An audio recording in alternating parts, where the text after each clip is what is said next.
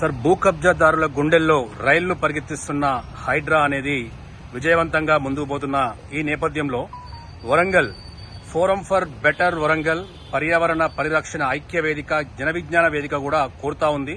హైడ్రా లాగే మనకు కావాలి వాడ్రా అంటున్నారు. సో దీనిపై మీరేమంటారు? తప్పకుండా కావాలండి. వాడ్రా ఎందుకు కావాలి అని చెప్పేసినదంటే, హైడ్రా అనేటువంటి హైదరాబాద్ లో ఒక్కటే కాదు కబ్జా అయ్యేది, రాష్ట్రం మొత్తం మీద ఇది జరుగుతూ ఉన్నది. హైదరాబాద్ తర్వాత అంత విశిష్టమైనటువంటి నగరము, అంత పెద్ద నగరము వరంగల్. అంతేకాదు ఒక చారిత్రాత్మకమైనటువంటి నగరం కూడా. హైదరాబాద్ భాగ్యనగరం 500 సంవత్సరాలు అయితే 1000 ఏళ్ల చరిత్ర కలిగినటువంటిది మన వరంగల్ నగరం. ఇప్పుడు వరంగల్ ట్రై సిటీస్ ఉన్నటువంటిది. మరి ఇలాంటి పరిస్థితుల్లో ప్రభుత్వ భూములు ఎన్ని ఉన్నాయి? మరి ఆ ప్రభుత్వ భూములను పరిరక్షించాల్సినటువంటి బాధ్యత కూడా ఉంది. ఒక హైదరాబాద్ లోనే కబ్జా కావట్లేదండి, వరంగల్లో కూడా, వరంగల్ ట్రై సిటీస్ లో కూడా భయంకరంగా కబ్జాలు అయినాయి. ఒకప్పుడు మనం చూసినటువంటి చెరువులు, కుంటలు ఇప్పుడు లేవు. ఇప్పుడు మనం ఏం చేయాలంటే, వర్షం వచ్చిందనంటే మనం కుంటల నుంచే నడిచిపోవాలి, రోడ్డే కుంట అయితా ఉన్నది. అంటే అలాంటి పరిస్థితి ఏర్పడింది.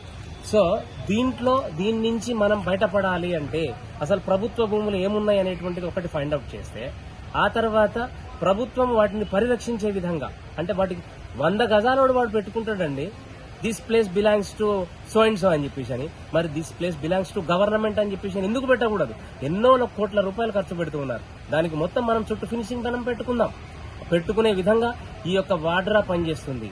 ఆ తర్వాత రక్షణ, ఇంతకుముందు గతంలో జరిగింది ఏంటంటే, జరగకుండా ఉండడానికి ఒక బ్లూ ప్రింట్ లాంటిది కూడా విడుదల చేయాలని చెప్పేసి అంటాడు. ప్రజలను ఫస్ట్ అప్రమత్తం చేయాలి.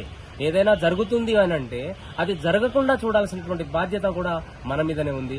అలా ఇక్కడ వాడ్రా అనేటువంటిది గనక, ఈ యొక్క సంస్థ గనక ముందుకు వచ్చిందనంటే తప్పకుండా అలా జరగకుండా ఫస్ట్ నిరోధిస్తుంది. తర్వాత జరిగిన వాటి గురించి ప్రభుత్వం యొక్క సహకారంతో తప్పకుండా సక్సెస్ఫుల్ గా ముందుకు వెళ్తుందని చెప్పేసి నేను కోరుకుంటూ ఉన్నాను.